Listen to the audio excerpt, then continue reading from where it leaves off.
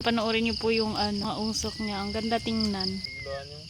So ayun, at dahil tapos na ma-file lahat at meron ng mga stick sa gilid, ay lalagyan na namin ng pantakip sa taas ng mga kahoy at pagkatapos ay takpan ng lupa. So ayun, ang gamit nga pala namin patakip sa taas ay yung dayami ng palay para mabilis lang. Dati kasi ang gamit namin ay yung mga dahon ng damo o di kaya dahon ng kahoy. At dahil sa ngayon ay merong nagpapaharvest ng kanilang mga palay, so pumunta kami sa merong palayan tsaka hingi kami ng dayami sa kanila. So yun yung gagawin namin pantakip sa aming uling. At ayun, ako lang pala ang tumulong dyan sa mga lalaki dahil sina Sheila at Riza ay bumalik na sa kanilang boarding house. So ako lang umuwi dito sa pinagtatrabahoan naming lupa. Hindi rin naman si mama pwede makapunta dito kasi nag-aaral pa sa elementary yung bunso namin at si Izel naman sa high school. So hindi talaga pwede maiwan doon kasi wala silang kasama. Medyo malayo-layo lang mula sa bahay namin papunta dito sa private na lote na aming binabantayan. Kailangan pa sumakay ng tricycle o di kaya motor. So hindi talaga pwede lakarin lang. Malayo lang po talaga.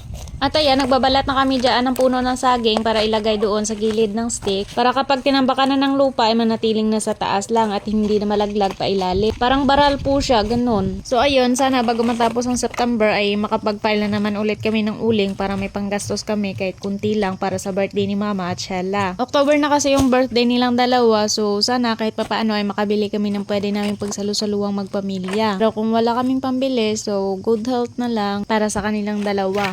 So ayun, nag-uumpisa na sila dyan sa pagtambak ng lupa sa gilid pataas. So panoorin nyo po.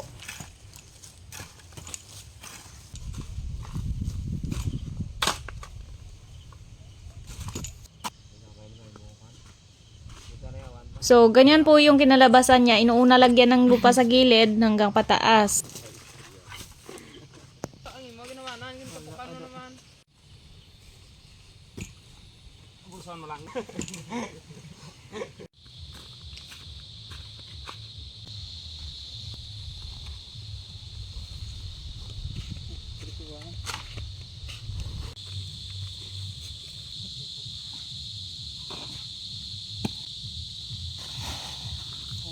So ayan, sa wakas ay natapos din ang pagtatambak ng lupa sa taas. So apoy na lang talaga ang kulang pero bukas ng umaga na lang daw paapoy yan. So ayan, ngayong umaga na namin paapoy yan. So ayan, gumagawa na dyan ng pampaapoy yung Papa Edgar namin. Ang gamit nga pala namin dyan ay yung tela at saka krudo. And then sindihan pagkatapos ipasok dyan sa butas na yan. At antayin hanggang sa lumabas na yung mga usok niya. Ayan. Ayan.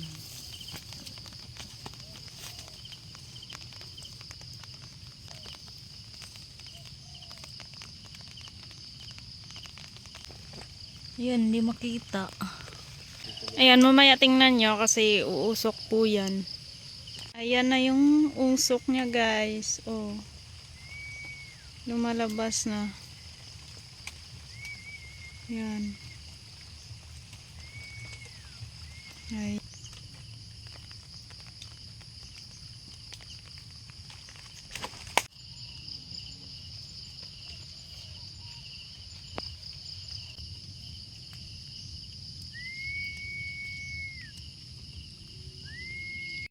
Ayan, panoorin niyo po yung yung mga usok niya. Ang ganda tingnan.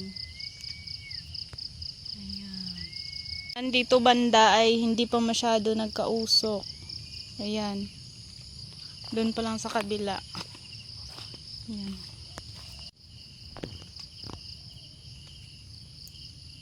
So, ayan, enjoy naman ako kakapanood ng mga usok kasi tingnan nyo naman, gumagapang po siya. Wala po kasi masyadong hangin kaya ganyan po yung kinalabasan ng mga usok niya. Ayan, lumalabas po sa mga butas. Ayan, 'di ba?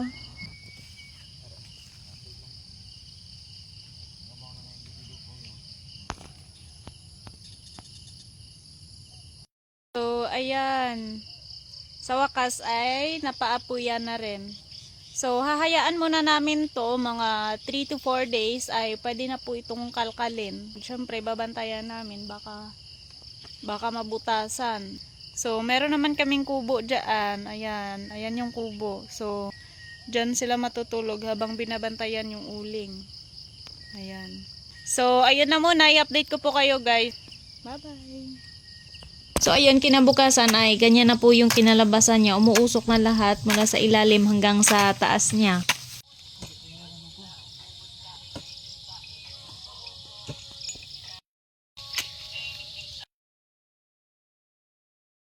after 3 days ay ito na yung kinalabasan ng uling namin.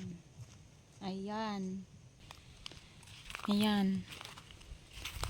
Dito banda ay wala ng mga stick. Tapos ito na lang yung natira. Kapag kasi maubos lahat ng stick na nakatayo, ay pwede na po siyang kain or pwede na po siyang bungkalin. Ito na lang yung hinihintay namin na makuha. Ito, yung mga stick na nakatayo para bungkalin na namin siya. Ito na lang banda sa likod. Tapos dito sa harap ay ayan. Oh. Diba? Parang vulkan So, siya. bukas ay Lunes or Martes ay hanguin na po namin siya. So, I hope na sana wala akong pasok para makatulong rin ako sa kanila. So, hanggang dito lang muna. Maraming salamat po sa support ng mga mahal naming followers. Share and pa-follow na rin. Salamat. Mag-ingat po kayo palagi and God bless po.